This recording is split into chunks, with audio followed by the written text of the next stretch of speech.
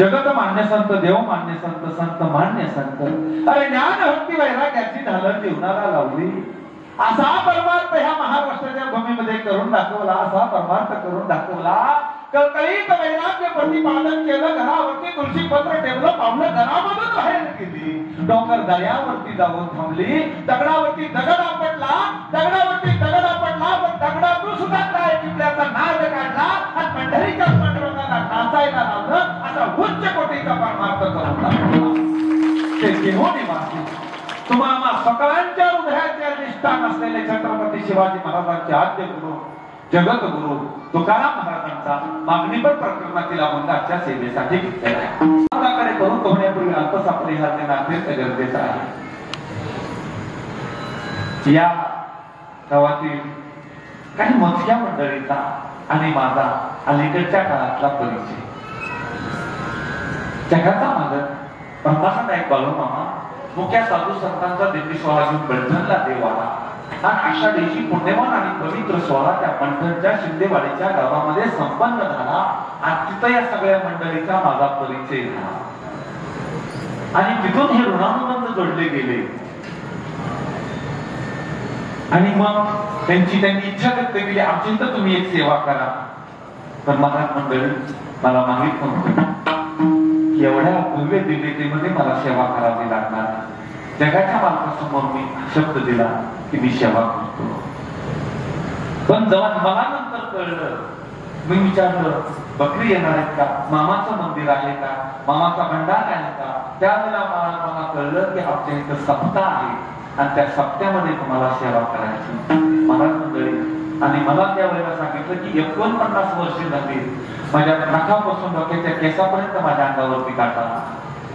एवढी योग्यता माझी नाही का, आणि एवढी योग्यता माझी नाही. काही जगाच्या बापाला माहिती, मला माहित नाही. पण आज एवढ्या मोठ्या सप्त्यामध्ये उभं राहून कीर्तन करणं ही योग्यता माझी नाही. तरी साधा माणूस काही येत नाही मला, खरंच काही येत नाही मला. पण तिथं पुन्हा मी आदळीला घेतली की नाही मला शक्य होणार नाही, मला शक्य होणार नाही. पुन्हा शिंगाडवाडीला बकरी आली, तिथं सेवा संपन्न झाली. ही सगळी मंडळी तिथं आली होती. फक्त मला दाभाडे मामा दिसत, बाकीची कुठे गेली? ती सगळी मंडळी आली आणि त्या ठिकाणी पुन्हा मामांचा तंबू असा आहे. तंबूच्या समोर आम्ही उभे सगळ्यांचा फोटो काढणं चालू आहे. कारण कार्यक्रमांनी बघितल्या कार्यक्रमाला गेलो की 2 तास आमचे फोटो मध्ये जातात. त्याच्यामुळे आम्हाला घरी जायला 2 वाजता तिथं त्यांनी पुन्हा तुम्हाला आमच्या इथं यावंच लागेल, आमच्या इथं यावंच लागेल, यावंच लागेल, यावंच लागेल हा आग्रह झाला. आणि तिथंही सांगितलं ठीक आहे म्हणलं तुमच्या इथे येऊन मी सेवा करतो. पण पुन्हा म्हणजे आता सुद्धा इथे ह्या महाराज मंडळीला विचारा, आता सुद्धा येईपर्यंत अनेक गोष्टींचं थैमान माझ्या विचारांमध्ये होतं.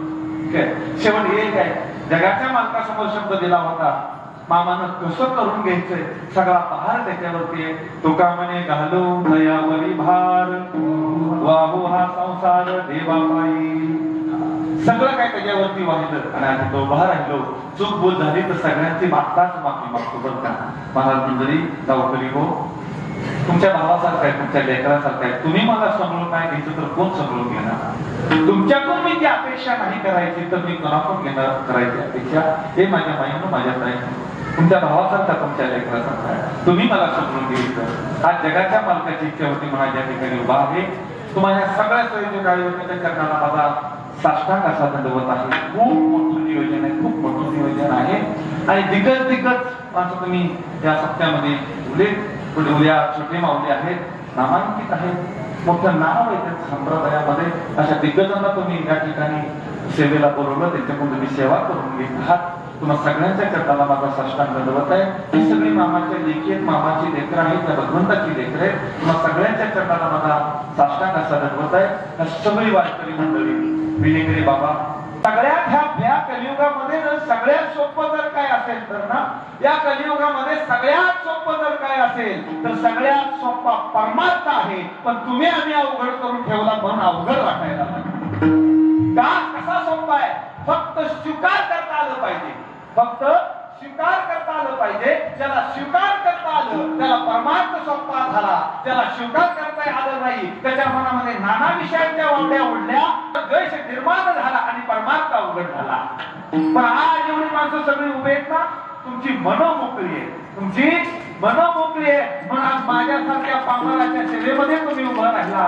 तुम्हा सगळ्यांच्या करणारा माझा साष्टांग असा धन्यवाद.